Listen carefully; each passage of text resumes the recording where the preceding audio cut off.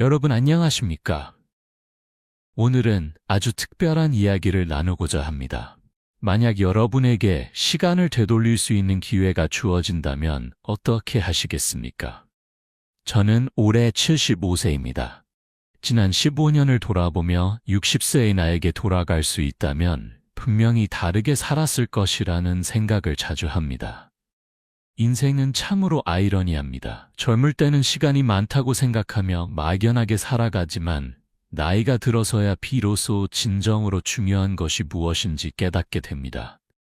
하지만 그때는 이미 많은 것을 놓친 후입니다. 오늘 저는 50대와 60대 여러분께 제가 경험하고 깨달은 것들을 솔직하게 나누고자 합니다. 여러분은 지금 인생의 황금기에 서 계십니다.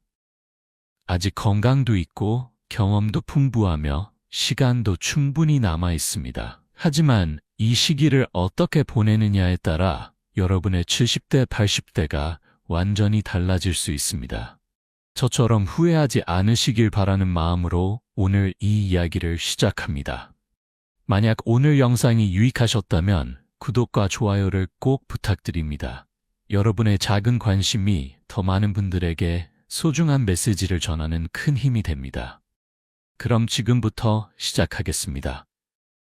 제1부, 건강에 대한 새로운 시각. 첫 번째, 건강검진을 미루지 마세요. 여러분, 혹시 건강검진을 받는 것이 두려워서 미루고 계신가요? 저도 그랬습니다. 60대 초반, 몸에 별다른 이상을 느끼지 못했기 때문에 건강검진을 3년이나 미뤘습니다. 아직 괜찮아, 바쁘니까 나중에 하지 뭐 라고 생각했습니다. 하지만 그것이 제가 저지른 가장 큰 실수였습니다. 65세가 되어서야 받은 검진에서 당뇨병 전 단계와 고혈압을 진단받았습니다. 의사 선생님께서는 말씀하셨습니다. 몇 년만 일찍 오셨어도 식습관과 운동만으로 충분히 관리할 수 있었을 텐데요. 그 말씀이 지금도 제 가슴에 비수처럼 꽂혀 있습니다. 한국의 의료 시스템은 세계적으로 우수합니다. 국가 건강검진 프로그램도 잘 되어 있지요. 하지만 이런 좋은 시스템이 있어도 우리가 활용하지 않으면 아무 소용이 없습니다. 특히 50대 이후에는 우리 몸이 조용히 변화하기 시작합니다. 겉으로는 멀쩡해 보여도 안으로는 서서히 문제가 쌓여가고 있을 수 있습니다. 정기적인 건강검진은 단순히 질병을 찾아내는 것이 아니라 미래의 건강을 지키는 투자입니다. 조기에 발견하면 간단한 생활습관 개선만으로도 큰 질병을 예방할 수 있습니다. 하지만 늦게 발견하면 평생 약을 먹어야 하거나 수술을 받아야 할 수도 있습니다. 그러니 여러분, 건강검진을 절대 미루지 마세요. 1년에 한 번, 아니 50대라면 6개월에 한 번씩이라도 꼭 받으시길 바랍니다. 두려움 때문에 회피하는 것은 더 큰 문제를 만들 뿐입니다. 용기를 내어 검진을 받고 문제가 있다면 빨리 관리를 시작하세요. 그것이 진정으로 자신을 사랑하는 방법입니다. 두 번째, 운동은 선택이 아닌 필수입니다. 60세로 돌아간다면 저는 무조건 매일 운동을 했을 것입니다. 젊었을 때는 나중에 시간 나면 하지 뭐라고 생각했습니다. 하지만 나이가 들면서 깨달았습니다. 나중이란 존재하지 않는다는 것을, 지금 하지 않으면 영원히 하지 못한다는 것을 말입니다. 저는 70세가 되어서야 본격적으로 운동을 시작했습니다. 하지만 그때는 이미 무릎 관절이 약해져 있었고 근육도 많이 빠진 상태였습니다. 젊었을 때부터 운동을 했다면 지금 훨씬 더 건강하고 활동적으로 살 수 있었을 텐데 하는 아쉬움이 큽니다. 서울대학교 의과대학의 연구에 따르면 50대부터 꾸준히 운동한 사람과 하지 않은 사람의 70대 건강 상태는 10년 이상의 차이를 보인다고 합니다. 운동은 단순히 몸을 움직이는 것이 아니라 노년의 삶의 질을 결정하는 가장 중요한 요소입니다. 그렇다면 어떤 운동을 해야 할까요? 60세 전후라면 아직 몸이 비교적 건강할 때입니다. 이때부터 근력 운동과 유산소 운동을 균형 있게 해야 합니다. 일주일에 최소 3번, 한 번에 30분 이상 걷기나 수영 같은 유산소 운동을 하세요. 그리고 주 2회는 가벼운 근력 운동을 추가하시면 좋습니다. 특히 한국 사람들은 등산을 좋아하지요. 등산은 훌륭한 운동이지만 무릎에 무리가 갈 수 있으니 주의하셔야 합니다. 등산할 때는 반드시 등산 스틱을 사용하고 내려올 때 특히 조심하세요. 무릎을 다치면 이후의 모든 활동이 제한됩니다. 또한 요즘은 서울 곳곳에 국민체육센터가 잘 되어 있습니다. 저렴한 비용으로 수영장, 헬스장, 요가 교실 등을 이용할 수 있으니 적극 활용하시기 바랍니다. 혼자 운동하기 어렵다면 친구들과 함께하는 것도 좋은 방법입니다. 서로 격려하며 꾸준히 할 수 있습니다. 여러분, 운동은 선택이 아닙니다. 건강한 노후를 위한 필수입니다. 오늘부터라도 당장 시작하세요. 처음에는 10분이라도 좋습니다. 중요한 것은 시작하는 것이고 꾸준히 하는 것입니다. 세 번째, 식습관을 근본적으로 바꾸세요. 여러분, 60세 이후의 식단은 20대, 30대와 완전히 달라야 합니다. 하지만 많은 분들이 여전히 젊었을 때와 같은 방식으로 식사합니다. 저도 그랬습니다. 고기를 좋아해서 삼겹살과 소주를 자주 즐겼고 회식 자리에선 늘 과식했습니다. 하지만 나이가 들면 우리 몸의 대사 능력이 급격히 떨어집니다. 젊었을 때는 많이 먹어도 소화가 잘 되고 살도 잘 찌지 않았지만 60대가 되면 조금만 먹어도 배가 나오고 체중이 늘어나며 혈당과 콜레스테롤 수치가 올라갑니다. 제가 당뇨와 고혈압 진단을 받은 후 식단을 완전히 바꿨습니다. 흰쌀밥 대신 잡곡밥을 먹고 고기보다 생선과 두부를 더 많이 먹기 시작했습니다. 채소는 몇 끼 절반 이상을 차지하도록 했고 과일도 당도가 낮은 것으로 적당량만 먹었습니다. 특히 한국인이 주의해야 할 것이 나트륨 섭취입니다. 김치, 찌개, 젓갈 등 우리가 즐겨 먹는 음식에는 소금이 많이 들어 있습니다. 짠 음식은 혈압을 높이고 신장에 부담을 줍니다. 가능한 한 싱겁게 먹는 습관을 들이세요. 처음에는 맛없게 느껴지지만 2, 3개월만 지나면 적응됩니다. 또한 아침을 거르지 마세요. 많은 어르신들이 아침을 대충 먹거나 건너뛰는데 아침 식사는 하루의 에너지를 만드는 중요한 원천입니다. 간단하게라도 죽이나 과일, 우유와 빵으로 아침을 시작하세요. 그리고 무엇보다 중요한 것은 과식하지 않는 것입니다. 배부르게 먹는 것이 아니라 70~80% 정도에서 수저를 내려놓는 습관을 들이세요. 천천히 꼭꼭 씹어 먹으면 소화도 잘 되고 포만감도 빨리 느껴집니다. 만약 60세로 돌아간다면 저는 식습관을 10년 일찍 바꿨을 것입니다. 그랬다면 약을 먹지 않아도 됐을 텐데 하는 후회가 큽니다. 여러분, 저처럼 후회하지 마시고 지금부터라도 건강한 식습관을 만들어 가시기 바랍니다. 네 번째, 술과 담배는 이제 끊어야 할 때입니다. 여러분, 솔직히 말씀드리겠습니다. 저는 60대 내내 술과 담배를 즐겼습니다. 친구들과 만나면 소주를 마셨고 스트레스를 받으면 담배를 피웠습니다. 이 나이에 뭘 참고 살아, 인생 즐기는 거지 라고 생각했습니다. 하지만 그것이 얼마나 어리석은 생각이었는지 나중에야 깨달았습니다. 70대 중반이 되어 폐 기능이 급격히 나빠지고 간 수치도 좋지 않게 나왔습니다. 의사 선생님께서는 이제라도 끊으세요. 더 늦으면 돌이킬 수 없습니다라고 경고하셨습니다. 담배는 백해무익합니다. 폐암의 가장 큰 원인일 뿐만 아니라 심혈관 질환, 뇌졸중, 각종 암의 위험을 크게 높입니다. 흡연자는 비흡연자에 비해 평균 수명이 10년 이상 짧다는 연구 결과도 있습니다. 가족들에게도 간접 흡연으로 피해를 줍니다. 술도 마찬가지입니다. 적당한 음주가 건강에 좋다는 말도 있지만 나이가 들면 간의 해독 능력이 떨어져 적은 양의 술도 큰 부담이 됩니다. 특히 당뇨나 고혈압이 있다면 술은 더욱 위험합니다. 혈당을 급격히 올리고 혈압을 높이며 약의 효과도 감소시킵니다. 한국 사회에서는 술과 담배가 사교의 수단처럼 여겨지지요. 하지만 진정한 친구라면 여러분의 건강을 해치는 것을 권하지 않을 것입니다. 용기를 내어 이제는 건강을 위해 술과 담배를 끊었습니다 라고 말하세요. 처음에는 어색할 수 있지만 곧 자연스러워집니다. 저는 72세에 담배를 끊고 술도 거의 마시지 않게 되었습니다. 하지만 이미 몸은 많이 상한 후였습니다. 60세로 돌아간다면 그때 바로 끊었을 것입니다. 12년을 더 일찍 끊었다면 지금 제 건강이 얼마나 더 좋았을까요? 여러분, 50대나 60대라면 아직 늦지 않았습니다. 오늘 당장 담배를 끊고 술도 줄이세요. 처음 며칠은 힘들 수 있습니다. 하지만 한 달만 지나면 몸이 달라지는 것을 느낄 수 있습니다. 그리고 1년 후에는 왜 진작 끊지 않았을까 하고 후회하게 될 것입니다. 5번째, 수면의 질을 개선하세요. 나이가 들면 잠이 줄어든다고들 합니다. 하지만 그것이 정상이라고 받아들여서는 안 됩니다. 양질의 수면은 건강한 노후를 위한 필수 조건입니다.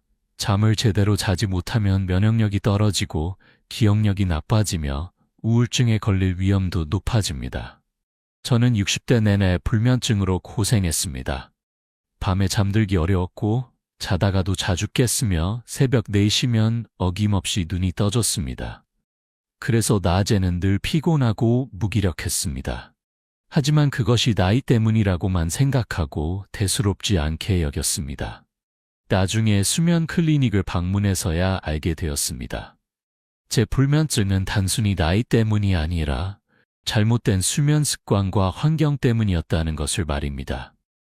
낮에 커피를 너무 많이 마셨고 저녁 늦게까지 TV를 보거나 스마트폰을 사용했으며 침실 온도와 조명도 적절하지 않았습니다. 전문가의 조언에 따라 수면 습관을 바꾸기 시작했습니다. 오후 2시 이후에는 커피를 마시지 않고 잠들기 1시간 전에는 모든 전자기기를 끄며 침실을 시원하고 어둡게 유지했습니다. 또한 매일 같은 시간에 잠자리에 들고 일어나는 규칙적인 수면 패턴을 만들었습니다. 결과는 놀라웠습니다. 2, 3주 만에 잠들기가 훨씬 쉬워졌고 밤중에 깨는 횟수도 줄어들었으며 아침에 일어났을 때 개운함을 느낄 수 있었습니다. 낮 동안의 컨디션도 확연히 좋아졌습니다. 만약 60세로 돌아간다면 훨씬 일찍 수면의 중요성을 깨닫고 관리했을 것입니다. 좋은 잠은 건강의 기초입니다. 여러분도 수면에 문제가 있다면 반드시 개선하시기 바랍니다. 필요하다면 전문가의 도움을 받는 것도 좋은 방법입니다. 제2부, 인간관계의 재정립. 6번째, 자녀와의 적절한 거리를 유지하세요. 한국 부모들은 자녀를 위해 모든 것을 희생합니다. 저도 그랬습니다. 자녀들이 결혼하고 독립한 후에도 계속해서 경제적으로 도와주었고 손주들을 돌봐주느라 제 시간을 다 썼습니다. 자녀들을 위하는 것이 부모의 도리라고 생각했습니다. 하지만 지금 돌이켜보면 그것이 꼭 옳은 일만은 아니었습니다. 과도하게 도와주다 보니 제 노후 준비는 소홀해졌고 자녀들도 부모에게 의존하는 습관이 생겼습니다. 더 중요한 것은 제 삶이 온통 자녀 중심이 되면서 정작 저 자신을 위한 시간은 하나도 없었다는 것입니다. 요즘 젊은 세대는 우리와 다른 가치관을 가지고 있습니다. 그들의 생활 방식, 육아 방식이 우리와 다르다고 해서 잘못된 것은 아닙니다. 하지만 저는 자주 간섭했고 제 방식을 강요했으며 그것이 옳다고 생각했습니다. 그러다 보니 자녀들과 갈등이 생기고 관계가 불편해질 때도 있었습니다. 60세로 돌아간다면 저는 자녀들과 더 건강한 관계를 만들었을 것입니다. 도움을 요청받았을 때만 도와주고 그들의 선택을 존중하며 무엇보다 제 삶을 먼저 챙겼을 것입니다. 부모가 행복해야 자녀도 편안합니다. 손주 돌보는 것도 마찬가지입니다. 물론 손주는 정말 예쁩니다. 하지만 육아는 체력적으로 매우 힘든 일입니다. 60대의 체력으로 어린아이를 돌보다 보면 건강을 해칠 수 있습니다. 도와줄 수는 있지만 전적으로 책임지려 해서는 안 됩니다. 자녀들에게 이렇게 말하세요. 너희를 사랑하지만 이제는 내 삶도 살고 싶다. 필요할 때 도와줄 테니 너희도 부모의 노년을 이해해 줬으면 한다. 이것이 이기적인 것이 아닙니다. 이것이 건강한 관계를 만드는 방법입니다. 7번째, 배우자와의 관계를 새롭게 하세요. 은퇴 후 부부가 24시간 함께 지내게 되면서 많은 갈등이 생긴다고 합니다. 실제로 한국에서는 황혼 이혼율이 계속 증가하고 있습니다. 저도 은퇴 후 첫 몇 년은 아내와 자주 다퉜습니다. 집에만 있으니 서로가 답답했고 사소한 일로도 신경이 거슬렸습니다. 직장 생활을 할 때는 아침에 나가서 저녁에 돌아오니 함께 있는 시간이 적었습니다. 하지만 은퇴 후에는 하루 종일 같은 공간에 있게 되니 서로의 단점이 더 크게 보였습니다. 아내는 제가 집에서 아무것도 하지 않는다고 불평했고, 저는 아내가 자꾸 이래라 저래라 간섭한다고 느꼈습니다. 하지만 시간이 지나면서 깨달았습니다. 문제는 배우자가 아니라 우리의 태도와 소통 방식이었다는 것을 말입니다. 우리는 평생을 함께 살면서도 정작 서로에 대해 잘 모르고 있었습니다. 배우자를 당연하게 여겼고 감사를 표현하지 않았으며 대화도 제대로 하지 않았습니다. 70대가 되어서야 아내와 진지한 대화를 시작했습니다. 서로가 원하는 것이 무엇인지, 어떻게 노년을 보내고 싶은지, 무엇이 불편한지 솔직하게 이야기했습니다. 그리고 서로를 위한 시간과 공간을 존중하기로 했습니다. 예를 들어, 저는 일주일에 2번 친구들과 만나는 시간을 갖고 아내는 문화센터에서 육아와 서예를 배웁니다. 각자의 시간을 가진 후 만나니 할 이야기도 많고 서로에게 더 친절해졌습니다. 또한 매일 아침 커피를 함께 마시며 그날 일정을 나누고 저녁 산책도 함께합니다. 작은 것에도 감사를 표현하기 시작했습니다. 밥 맛있게 잘 먹었어요. 오늘도 고마워요 같은 말을 매일 합니다. 처음에는 쑥스러웠지만 이제는 자연스럽습니다. 이런 작은 변화가 우리 부부 관계를 완전히 바꿔놓았습니다. 60세로 돌아간다면 10년 일찍 이렇게 했을 것입니다. 배우자는 인생의 가장 소중한 동반자입니다. 남은 인생을 함께 행복하게 살기 위해서는 지금부터라도 관계를 개선해야 합니다. 대화하고 존중하고 감사하세요. 그것이 행복한 노년의 시작입니다. 8번째, 진정한 친구를 가까이 하세요. 나이가 들면 친구가 줄어든다고들 합니다. 실제로 60대가 되면서 많은 친구들과 소원해졌습니다. 은퇴하면서 직장 동료들과 멀어졌고 건강 문제나 이사 등으로 오랜 친구들과도 만남이 줄었습니다. 어느 순간 연락할 사람이 거의 없다는 것을 깨달았습니다. 외로움은 흡연만큼이나 건강에 해롭다는 연구 결과가 있습니다. 사회적으로 고립된 노인은 그렇지 않은 노인에 비해 사망률이 50% 이상 높다고 합니다. 친구가 있다는 것, 누군가와 연결되어 있다는 것은 생각보다 훨씬 더 중요합니다. 하지만 모든 친구가 다 좋은 것은 아닙니다. 나이가 들면 에너지가 한정되어 있기 때문에 진정으로 가치 있는 관계에 집중해야 합니다. 만날 때마다 불평만 하는 사람, 부정적인 에너지를 주는 사람, 자랑만 하고 상대방 이야기는 듣지 않는 사람과의 관계는 과감히 정리할 필요가 있습니다. 대신 긍정적이고 서로를 격려하며 진심으로 대화할 수 있는 몇 명의 친구를 깊이 있게 사귀세요. 양보다 질이 중요합니다. 자주 만나지 못하더라도 연락을 유지하고 어려울 때 서로 의지할 수 있는 관계를 만드세요. 또한 새로운 친구를 사귀는 것도 중요합니다. 60대라고 해서 새로운 친구를 사귈 수 없는 것은 아닙니다. 취미활동, 봉사활동, 종교활동 등을 통해 비슷한 관심사를 가진 사람들을 만날 수 있습니다. 새로운 관계는 우리에게 활력을 주고 삶을 더 풍요롭게 만듭니다. 60세로 돌아간다면 저는 인간관계에 더 많은 시간과 에너지를 투자했을 것입니다. 좋은 친구들과 정기적으로 만나고 새로운 사람들도 만나며 사회적 연결망을 더 넓혔을 것입니다. 노년의 행복은 돈이나 건강만큼이나 좋은 인간관계에서 나옵니다. 제3부 경제적 준비와 일, 9번째, 노후 자금을 현실적으로 점검하세요. 많은 분들이 은퇴 후 경제적 어려움을 겪습니다.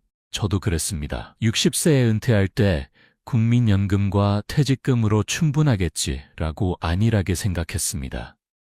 하지만 현실은 달랐습니다. 생각보다 지출은 많고 예상치 못한 의료비가 발생하며 자녀들을 도와주다 보니 돈이 빠르게 줄어들었습니다. 한국인의 평균 수명은 계속 늘어나고 있습니다. 60세에 은퇴하면 적어도 20-30년은 더 살아야 합니다. 그 긴 시간 동안 필요한 돈을 정확히 계산해 본 적이 있으신가요? 생활비, 의료비, 여가비, 경조사비 등을 모두 합치면 생각보다 훨씬 많은 돈이 필요합니다. 60세로 돌아간다면 저는 먼저 노후 자금을 철저히 점검했을 것입니다. 전문가의 도움을 받아 현재 자산이 얼마인지, 매월 수입과 지출이 얼마인지, 앞으로 필요한 돈이 얼마인지 구체적으로 계산했을 것입니다. 그리고 부족한 부분은 어떻게 채울지 계획을 세웠을 것입니다. 아직 50대라면 더욱 적극적으로 노후를 준비해야 합니다. 국민연금만으로는 부족합니다. 개인연금, 퇴직연금 등 다양한 방법으로 노후 자금을 마련하세요. 또한 부채가 있다면 은퇴 전에 최대한 갚아두는 것이 좋습니다. 이자 부담 없이 살 수 있다면 훨씬 여유로운 노후를 보낼 수 있습니다. 무엇보다 중요한 것은 지출을 관리하는 것입니다. 수입은 한정되어 있지만 지출은 얼마든지 늘어날 수 있습니다. 가계부를 쓰며 돈이 어디로 나가는지 파악하고 불필요한 지출을 줄이세요. 작은 절약이 쌓이면 큰 차이를 만듭니다. 여러분, 경제적 불안은 노년의 행복을 크게 해칩니다. 돈이 전부는 아니지만 없으면 힘듭니다. 지금부터라도 노후 자금을 현실적으로 점검하고 계획을 세우세요. 그것이 편안한 노년을 위한 첫걸음입니다. 10번째, 가능하다면 일을 계속하세요. 한국 사회에서는 60세 전후에 은퇴하는 것이 일반적입니다. 하지만 요즘은 60대도 여전히 건강하고 활력이 넘칩니다. 일을 완전히 그만두고 쉬는 것만이 행복한 노후는 아닙니다. 오히려 갑자기 모든 일을 그만두면 무력감과 우울증에 빠질 수 있습니다. 저는 60세에 은퇴한 후 처음 1-2년은 좋았습니다. 여행도 다니고 쉬면서 이게 인생이지 라고 생각했습니다. 하지만 시간이 지나면서 무료함이 찾아왔습니다. 매일 똑같은 일상의 반복, 사회와의 단절, 쓸모없다는 느낌이 저를 괴롭혔습니다. 65세가 되어서야 다시 일을 시작했습니다. 물론 예전처럼 풀타임으로 일하는 것은 아니었습니다. 일주일에 2-3일, 하루 5시간 정도 컨설팅 일을 했습니다. 그리고 놀라운 변화가 일어났습니다. 삶에 활력이 생기고 사회와 연결되어 있다는 느낌이 들었으며 무엇보다 제가 여전히 가치 있는 사람이라는 자부심을 느낄 수 있었습니다. 일은 단순히 돈을 버는 것 이상의 의미가 있습니다. 사회적 관계를 유지하고 정신을 건강하게 하며 삶의 목적을 제공합니다. 연구에 따르면 은퇴 후에도 적당히 일하는 노인이 완전히 쉬는 노인보다 더 행복하고 건강하다고 합니다. 60세로 돌아간다면 저는 완전히 은퇴하지 않았을 것입니다. 대신 일의 강도를 줄이면서도 계속 일을 유지했을 것입니다. 그렇게 5년, 10년을 더 일했다면 경제적으로도 여유롭고 정신적으로도 훨씬 건강했을 것입니다. 여러분이 50대 후반이나 60대 초반이라면 완전한 은퇴를 서두르지 마세요. 가능하다면 파트타임이나 프리랜서로 일을 계속하는 방법을 찾아보세요. 요즘은 시니어를 위한 일자리도 많이 늘어났습니다. 경력을 살려 컨설팅을 하거나 새로운 분야에 도전할 수도 있습니다. 일이 부담스럽다면 봉사활동도 좋습니다. 급여는 없지만 사회에 기여한다는 보람과 사람들과의 교류를 통해 얻는 만족감은 돈으로 살 수 없는 가치입니다. 중요한 것은 무언가 의미 있는 활동을 계속하는 것입니다. 제4부, 새로운 도전과 즐거움. 11번째, 새로운 것을 배우는 것을 멈추지 마세요. 나이가 들어서 뭘 새로 배워? 많은 분들이 이렇게 생각합니다. 저도 그랬습니다. 60대에는 이미 배울 것은 다 배웠고 이제는 그저 아는 것을 활용하며 살면 된다고 생각했습니다. 하지만 그것이 얼마나 큰 착각이었는지 나중에야 깨달았습니다. 뇌과학 연구에 따르면 새로운 것을 배우는 것은 뇌를 활성화시키고 치매를 예방하는 가장 효과적인 방법 중 하나라고 합니다. 나이가 들어도 뇌는 계속 발달할 수 있습니다. 새로운 언어를 배우거나 악기를 배우거나 새로운 기술을 익히면 뇌에 새로운 신경회로가 만들어집니다. 저는 68세에 처음으로 스마트폰을 제대로 사용하는 법을 배웠습니다. 그전까지는 전화와 문자만 겨우 했는데 자녀들이 보낸 사진도 보지 못하고 영상통화도 할 줄 몰라 답답했습니다. 처음에는 이 나이에 무슨 스마트폰이야 라고 생각했지만 용기를 내어 구청 무료 강좌에 등록했습니다. 배우는 과정은 쉽지 않았습니다. 여러 번 좌절했고 젊은 사람들은 쉽게 하는 것을 왜 나는 이렇게 못하나 자책도 했습니다. 하지만 포기하지 않고 계속 연습했습니다. 3개월 후 카카오톡으로 손주들과 대화하고 유튜브로 좋아하는 프로그램을 보고 사진도 찍어서 보낼 수 있게 되었습니다. 이 작은 성취가 저에게 큰 자신감을 주었습니다. 나도 할 수 있구나. 나이는 숫자에 불과하구나 라는 것을 깨달았습니다. 그 후로 서예도 배우고 사진 찍는 법도 배우며 계속해서 새로운 것에 도전했습니다. 60세로 돌아간다면 저는 훨씬 더 많은 것을 배웠을 것입니다. 영어 회화, 악기 연주, 그림 그리기 등 하고 싶었지만 나이가 들어서라며 포기했던 것들에 도전했을 것입니다. 여러분, 60대는 새로운 시작의 나이입니다. 배움에는 나이 제한이 없습니다. 서울시를 비롯한 전국의 지자체에선 어르신을 위한 다양한 무료 또는 저렴한 교육 프로그램을 운영하고 있습니다. 도서관, 문화센터, 복지관 등에서 컴퓨터, 외국어, 예술, 요리 등 다양한 강좌를 들을 수 있습니다. 새로운 것을 배우는 것은 뇌 건강뿐만 아니라 자존감도 높여줍니다. 또한 같은 수업을 듣는 사람들과 친구가 되어 사회적 관계도 넓힐 수 있습니다. 지금 당장 관심 있는 분야를 찾아보고 도전하세요. 1년 후 여러분은 지금과 완전히 다른 사람이 되어 있을 것입니다. 12번째, 취미 생활에 투자하세요. 일만 하다가 은퇴하면 무엇을 해야 할지 몰라 방황하는 분들이 많습니다. 저도 그랬습니다. 40년을 직장 생활만 했기 때문에 일 외에는 아무것도 없었습니다. 은퇴 후 갑자기 주어진 자유시간을 어떻게 보내야 할지 막막했습니다. 처음에는 TV만 보다가 술 마시고 친구들과 어울리며 시간을 때웠습니다. 하지만 그런 생활이 오래가지 않았습니다. 점점 무료해지고 우울해졌습니다. 삶에 활력이 없고 매일이 똑같았습니다. 전환점은 우연히 시작한 사진 촬영이었습니다. 산책하다 동네 공원에서 사진 동호회 회원 모집 공고를 보았습니다. 별 생각 없이 가입했는데 그것이 제 삶을 완전히 바꿔놓았습니다. 카메라를 들고 나가 풍경을 찍고 동호회 사람들과 출사를 다니며 교류하고 온라인 커뮤니티에서 사진을 공유하고 피드백을 받는 과정이 너무나 즐거웠습니다. 취미가 생기니 삶의 목적이 생겼습니다. 매일 아침 일어나 오늘은 어디 가서 무엇을 찍을까 생각하며 설레었습니다. 더 좋은 사진을 찍기 위해 공부도 하고 전시회도 다니며 삶이 풍요로워졌습니다. 60세로 돌아간다면 저는 훨씬 일찍 취미를 찾았을 것입니다. 아니, 더 정확히 말하면 50대 때부터 은퇴 후를 대비해 취미를 개발했을 것입니다. 일하면서도 주말에 조금씩 시간을 내어 관심 있는 분야를 탐색하고 은퇴 후 본격적으로 즐길 수 있도록 준비했을 것입니다. 취미는 삶의 질을 크게 향상시킵니다.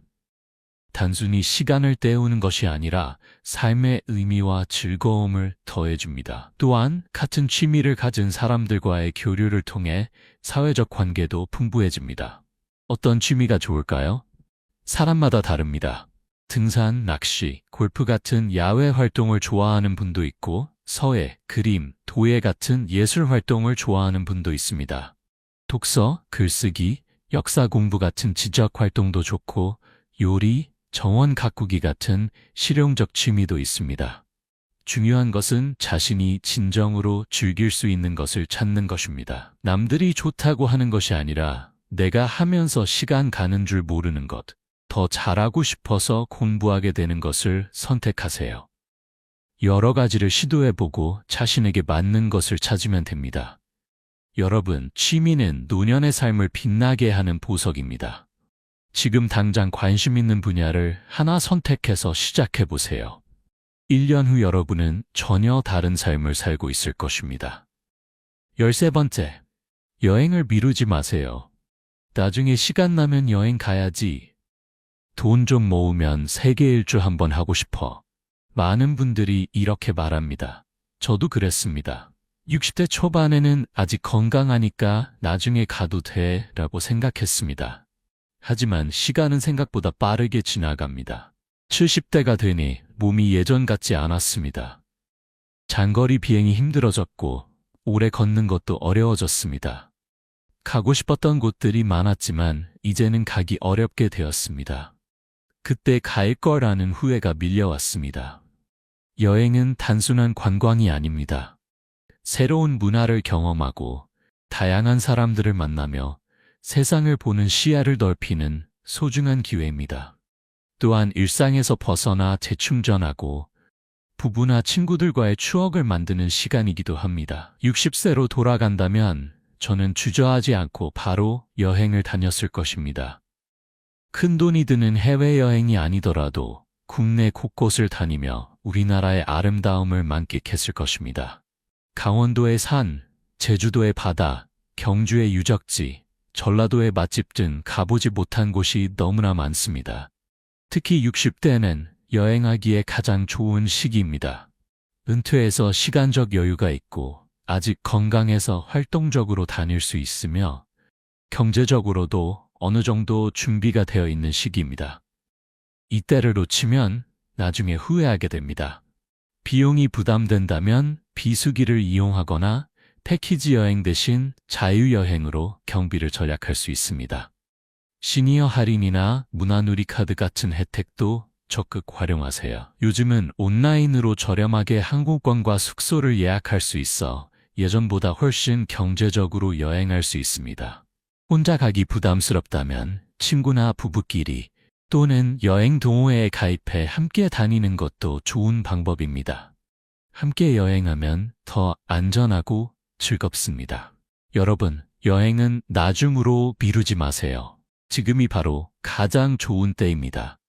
올해 가고 싶은 곳 한 곳을 정하고 구체적인 계획을 세워보세요. 여행에서 돌아온 후 여러분은 더 풍요로운 경험과 소중한 추억을 갖게 될 것입니다. 제5부, 마음가짐과 삶의 태도. 14번째, 과거에 얽매이지 마세요. 나이가 들면 자연스럽게 과거를 회상하게 됩니다. 그때가 좋았지, 예전에는 이랬는데 하며 지나간 시절을 그리워합니다. 저도 60대 내내 과거에 살았습니다.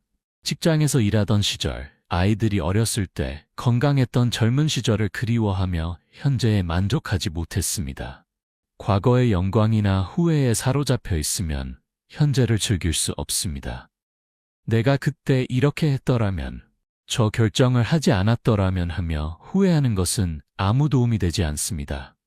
과거는 바꿀 수 없지만 현재와 미래는 바꿀 수 있습니다. 70대가 되어서야 깨달았습니다.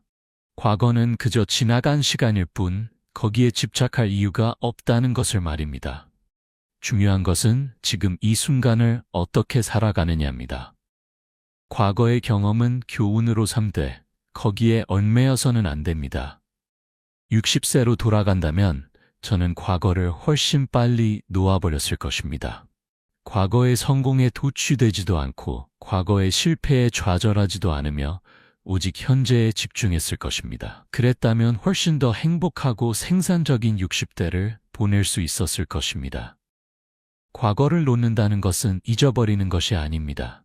과거에서 배우되 현재를 살라는 의미입니다.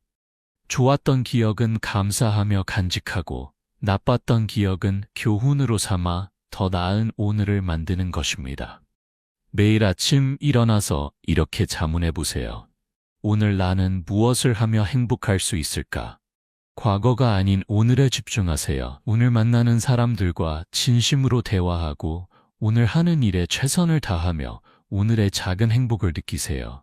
그것이 진정으로 사는 것입니다. 15번째, 변화를 두려워하지 마세요. 나이가 들면 변화를 싫어하게 됩니다. 익숙한 것이 편하고 새로운 것은 낯설고 불편합니다. 저도 60대에는 변화를 거부했습니다. 지금까지 이렇게 살았는데 왜 바꿔야 해? 나이 들어서 뭘 바꿔? 하며 모든 변화에 저항했습니다. 하지만 세상은 계속 변합니다. 기술이 발전하고 사회가 변하며 사람들의 생각도 달라집니다. 변화를 거부하면 세상으로부터 고립됩니다. 젊은 세대와 대화가 안 되고 새로운 서비스를 이용하지 못하며 점점 뒤처지는 느낌을 받게 됩니다. 제가 스마트폰을 배우기로 결심한 것도 변화를 받아들이기로 마음먹었기 때문입니다. 처음에는 두려웠지만 배우고 나니 새로운 세상이 열렸습니다. 손주들과 영상 통화를 하고 은행 업무를 집에서 처리하고 원하는 정보를 쉽게 찾을 수 있게 되었습니다. 변화는 나쁜 것이 아닙니다. 때로는 불편하고 어렵지만 그것을 통해 성장하고 발전할 수 있습니다. 60대라고 해서 변화할 수 없는 것은 아닙니다. 오히려 이 나이에 변화를 받아들이면 더욱 풍요로운 노년을 보낼 수 있습니다. 60세로 돌아간다면 저는 변화를 두려워하지 않고 적극적으로 받아들였을 것입니다. 새로운 기술을 배우고 새로운 환경에 적응하며 새로운 사고방식을 받아들였을 것입니다. 그렇게 열린 마음으로 살았다면 지금보다 훨씬 더 활력 있고 현대적인 노인이 되었을 것입니다. 여러분, 나이는 단지 숫자일 뿐입니다. 마음을 열고 변화를 받아들이세요. 새로운 것을 시도하고 낯선 것에 도전하며 끊임없이 배우고 성장하세요. 그것이 젊게 사는 비결입니다. 16번째, 감사하는 마음을 가지세요. 불평과 불만은 나이가 들수록 많아집니다. 몸이 아프다, 돈이 부족하다, 자식들이 불효한다, 세상이 각박하다 등등 불평할 거리는 끝이 없습니다. 저도 60대에는 늘 불평했습니다. 없는 것, 잃은 것, 안 되는 것에만 집중하며 불만스러운 나날을 보냈습니다. 하지만 불평은 행복을 멀어지게 합니다. 불평하면 할수록 삶이 더 불행하게 느껴집니다. 같은 상황이라도 어떤 시각으로 보느냐에 따라 전혀 다르게 느껴질 수 있습니다. 몇 년 전 건강이 크게 나빠져 병원에 입원한 적이 있습니다. 그때 옆 침대에 있던 분은 저보다 훨씬 심각한 상태였는데도 늘 웃으며 간호사들에게 감사를 표현했습니다. 저는 사소한 불편함에도 짜증을 냈는데 그분은 작은 것에도 감사했습니다. 퇴원 전날 그분이 제게 말씀하셨습니다. 어차피 아픈 건 마찬가지인데 불평하며 아프면 더 고통스럽잖아요. 감사하며 아프면 마음이라도 더 편해요. 그 말씀이 제 인생을 바꿨습니다. 그 후로 저는 감사일기를 쓰기 시작했습니다. 매일 저녁 잠들기 전에 그날 감사했던 일 3가지를 적습니다. 처음에는 쓸 것이 없었습니다. 하지만 억지로라도 찾다 보니 점점 감사할 것이 보이기 시작했습니다. 오늘도 해가 떴다. 맛있는 식사를 했다. 친구와 전화 통화를 했다. 건강하게 산책을 했다. 손주가 웃었다 등 작은 것들이 모두 감사의 이유가 되었습니다. 감사하는 습관이 생기니 삶의 태도가 완전히 달라졌습니다. 같은 하루를 살아도 훨씬 더 행복하고 평화로웠습니다. 60세로 돌아간다면 저는 첫날부터 감사일기를 썼을 것입니다. 15년 동안 쌓인 감사의 기록은 제 인생의 가장 소중한 보물이 되었을 것입니다. 여러분, 감사는 행복의 비결입니다.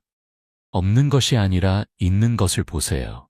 잃은 것이 아니라 남은 것에 감사하세요. 매일 저녁 감사했던 일 3가지만 떠올려 보세요. 한 달만 하면 여러분의 삶이 달라지는 것을 느낄 수 있을 것입니다. 17번째, 나이를 핑계로 삼지 마세요. 나이가 들어서 안 돼.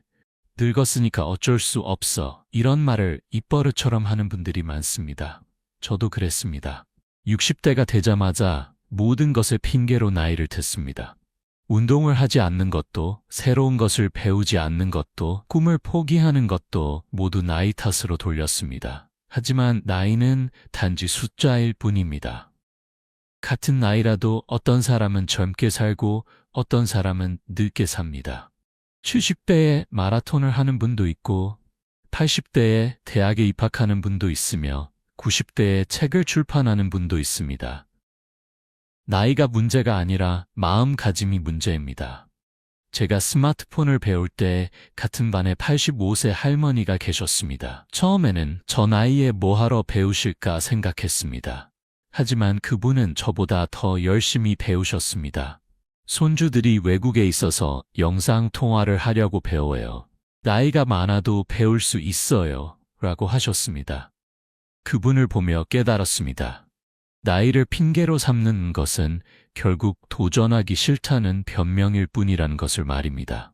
정말로 하고 싶으면 나이와 상관없이 할 수 있습니다.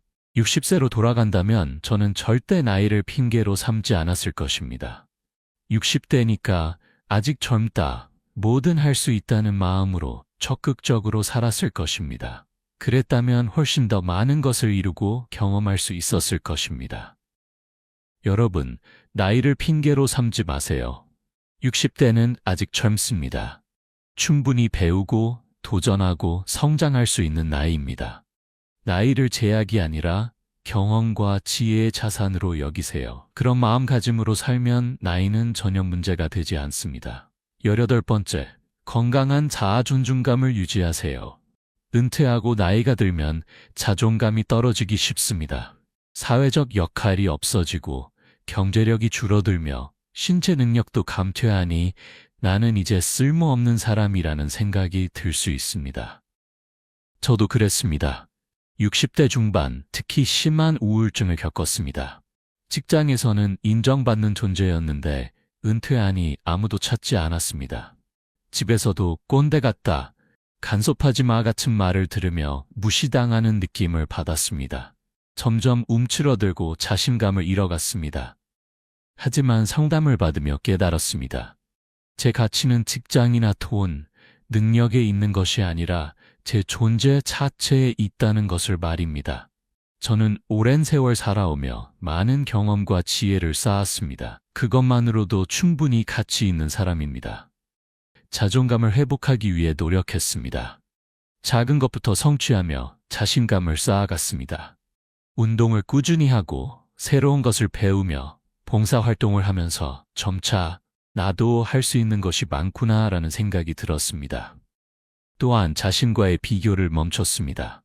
젊었을 때의 나, 다른 사람과 비교하는 것이 아니라 어제의 나보다 오늘의 내가 조금이라도 나아졌다면 그것으로 충분하다고 생각했습니다. 60세로 돌아간다면 저는 은퇴와 동시에 새로운 정체성을 만들었을 것입니다.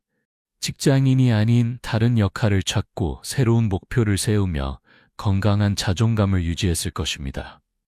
여러분은 충분히 가치 있는 사람입니다. 나이와 상관없이, 직업과 상관없이, 능력과 상관없이 여러분 자체로 소중합니다. 자신을 사랑하고 존중하세요. 작은 성취에도 자신을 칭찬하고 실수에도 자책하지 마세요. 건강한 자존감이 행복한 노년의 기초입니다. 제6부 마무리하며 19번째, 유언과 정리를 미리 해두세요. 죽음에 대해 이야기하는 것을 꺼리는 문화가 있습니다. 특히 한국에선 재수 없다며 이런 이야기를 피합니다. 하지만 죽음은 누구에게나 찾아오는 자연스러운 과정입니다. 미리 준비하지 않으면 남은 가족들에게 큰 부담이 됩니다. 저는 70대 중반이 되어서야 유언장을 작성하고 장례에 대한 의사를 밝혔습니다. 늦었지만 그래도 해서 다행이라고 생각합니다.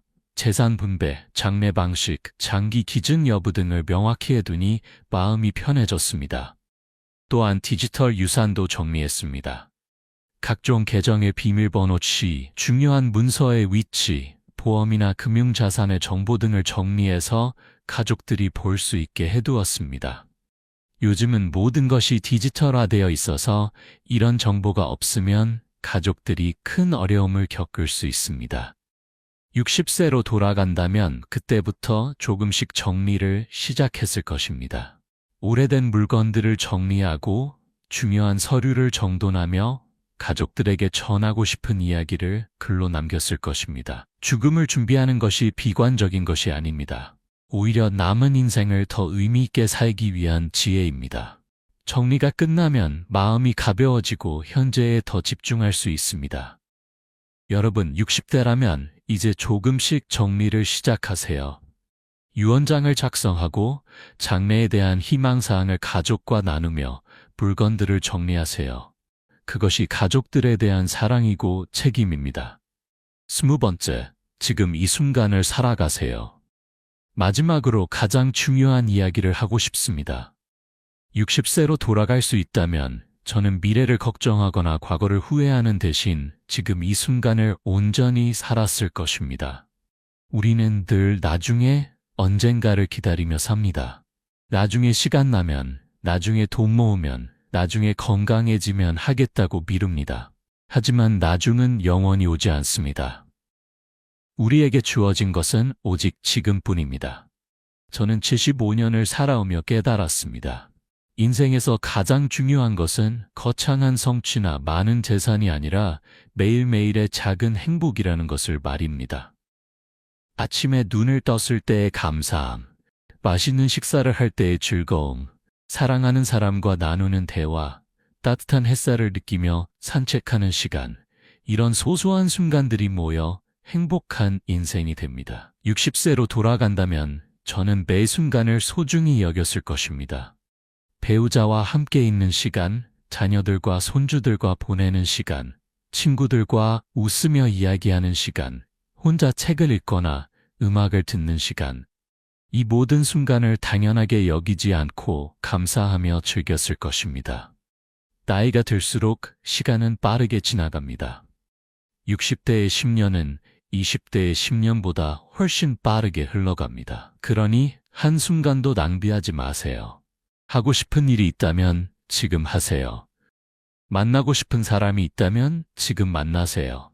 전하고 싶은 말이 있다면 지금 전하세요.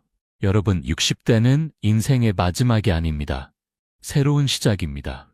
지금까지의 경험과 지혜를 바탕으로 진정으로 원하는 삶을 살 수 있는 기회입니다.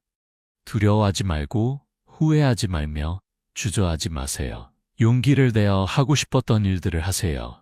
건강을 돌보고 관계를 소중히 하며 새로운 것을 배우고 감사하는 마음으로 매일을 살아가세요. 그것이 제가 60세로 돌아간다면 꼭 하고 싶은 것입니다. 그리고 그것이 바로 행복한 노년을 만드는 비결입니다.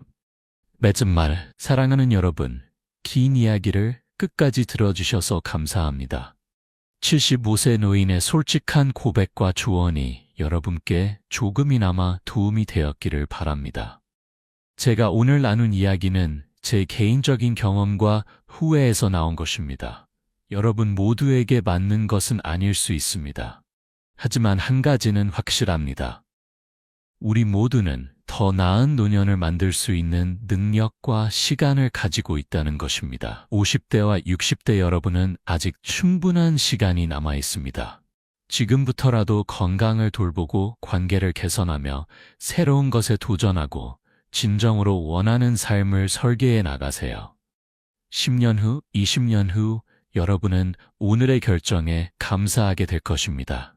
저는 시간을 되돌릴 수 없지만 여러분은 지금 선택할 수 있습니다. 저처럼 후회하며 살지 마시고 지금부터 원하는 모습으로 살아가세요. 그것이 제가 이 이야기를 나눈 가장 큰 이유입니다. 마지막으로 여러분께 전하고 싶은 말이 있습니다. 나이 드는 것을 두려워하지 마세요. 나이가 든다는 것은 슬픈 일이 아니라 축복입니다. 더 많은 시간을 살았다는 것, 더 많은 경험을 했다는 것, 더 많은 지혜를 얻었다는 것은 감사할 일입니다. 나이는 단지 숫자입니다. 중요한 것은 몇 살이냐가 아니라 어떻게 사느냐입니다. 60대든 70대든 80대든 우리는 여전히 배우고, 성장하고, 사랑하고 행복할 수 있습니다. 그것을 잊지 마세요. 오늘부터 여러분의 새로운 인생이 시작되기를 바랍니다. 건강하고 행복한 노년을 보내시길 진심으로 기원합니다. 여러분 모두를 응원합니다. 만약 오늘 이야기가 도움이 되셨다면 주변의 동년배 친구들과도 꼭 나누어 주세요. 좋아요와 구독도 부탁드립니다. 여러분의 관심이 더 많은 분들에게 희망의 메시지를 전하는 큰 힘이 됩니다. 다음에 더 좋은 이야기로 찾아뵙겠습니다. 건강하십시오. 감사합니다.